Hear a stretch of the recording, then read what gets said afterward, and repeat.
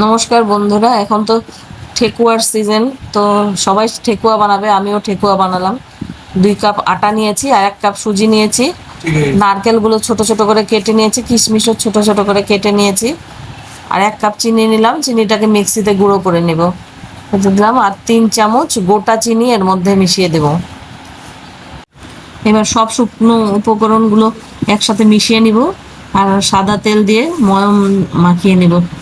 এটাকে ময়মটা মেখে নিয়ে এইভাবে দলা হচ্ছে আর ঝুরঝুরে হয়ে যাচ্ছে, তখন আমি দুধ দিয়ে মাখবো। 1 কাপ দুধ নিয়েছি, অল্প অল্প করে সুন্দর করে মাখবো। মৌরিটা দিতে ভুলে গেছিলাম, মৌরিটা এখন মিশিয়ে দিচ্ছি। আর দুধ আমার পুরাটা লাগেনি, 1 কাপ নিয়েছিলাম, আধা কাপ বেঁচে গেছে। তো এইভাবে করে মেখে নিয়েছি ডো ডো করে।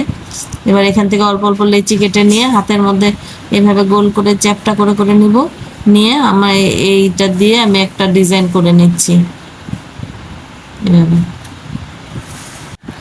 এখন কড়াইতে তেল দিয়ে তেলটা গরম করে নিয়ে হালকা মিডিয়াম আঁচে আস্তে আস্তে ছেড়ে দিব ওগুলো।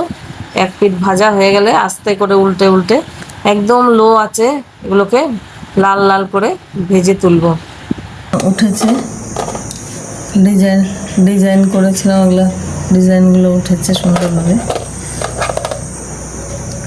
এগুলো ক্রিস্পিও হয়ে গেছে পুরা, দেখো কিরকম ক্রিস্পি। গোটা চিনিগুলো দিয়েছিলাম, ওগুলো ভেসে উঠেছে।